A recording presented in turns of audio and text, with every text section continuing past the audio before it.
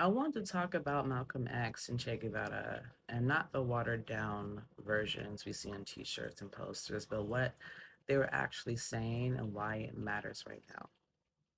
Malcolm X and Che Guevara never worked together in sight, but they were diagnosing the same problem from different parts of the world.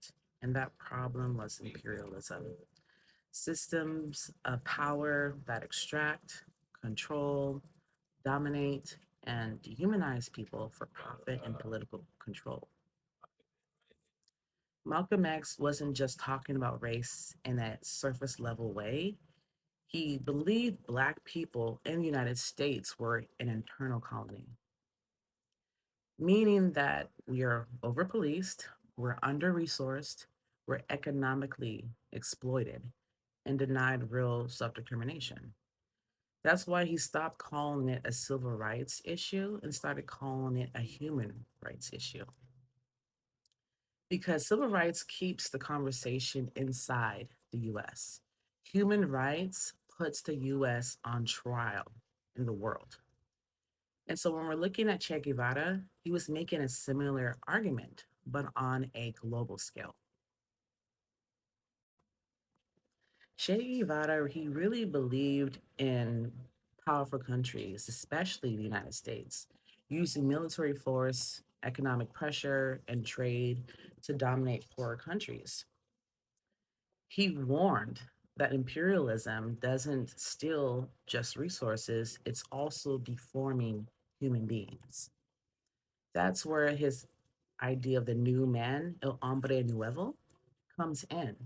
The belief that a system obsessed with profit is always going to destroy human dignity. Now, here's where Malcolm X and Che Guevara align. Okay. They both believed imperialism is the root problem. They both believe capital is valued over human life. Oppression doesn't stop at the borders. And people like us have the right to determine self determination. Malcolm X is talking about Black people inside the empire, and Che was talking about people and about nations outside of it. It's a pretty much same system, but from a different angle. Now, let me be clear. You do not have to support armed revolution to learn about their critiques. You can reject violence and still understand that militarization replaces care, economic coercion replaces cooperation, and systems obsessed with dominance really do abandon human needs.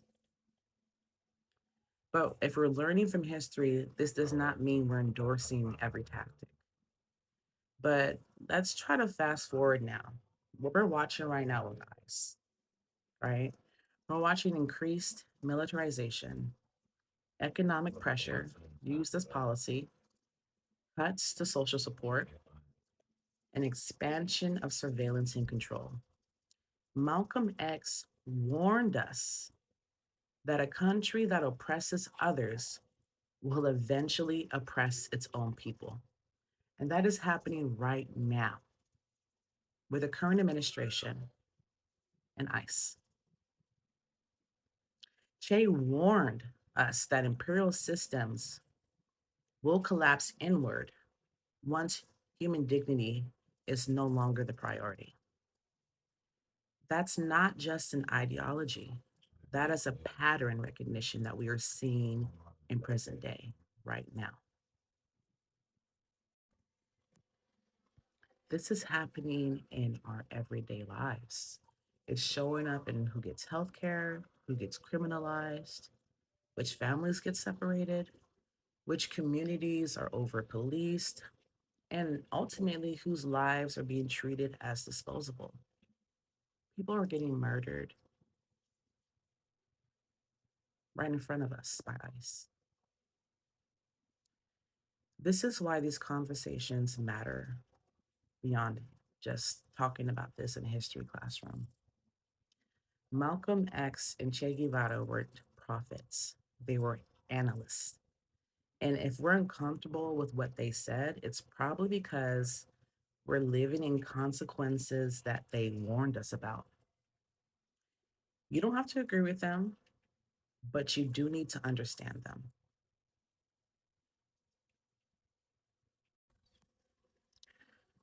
Across the country, there have been documented reports of people dying during ICE encounters, including deaths linked to raids, detention, medical neglect, and use of force.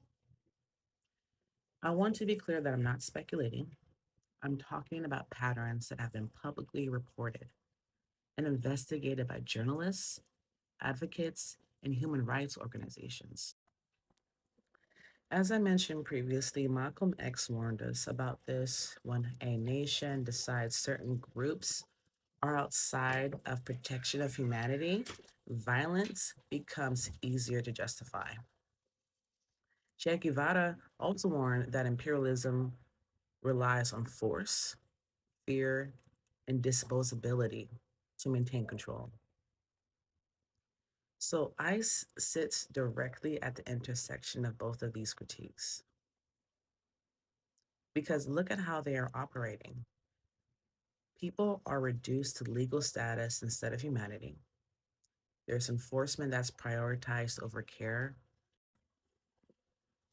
We're looking at detention replacing due processes, and violence is being worded and framed as security. That's not accidental, it's structural. Malcolm X said the moment a government refuses to recognize a group's humanity, that becomes a human rights issue, not just a legal one.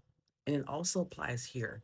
When people die during enforcement actions or from medical neglect and detention or after raids that destabilize their families, these are not immigration issues. These are human rights violations. Che Guevara warned that imperialism is going to be exporting violence abroad and eventually is going to turn inward. And that is what is happening. We're seeing it now with domestic militarization. We're seeing arm raids, surveillance, detention centers, expanded enforcement powers. It's the same logic, but now it's just being redirected at communities here within the United States,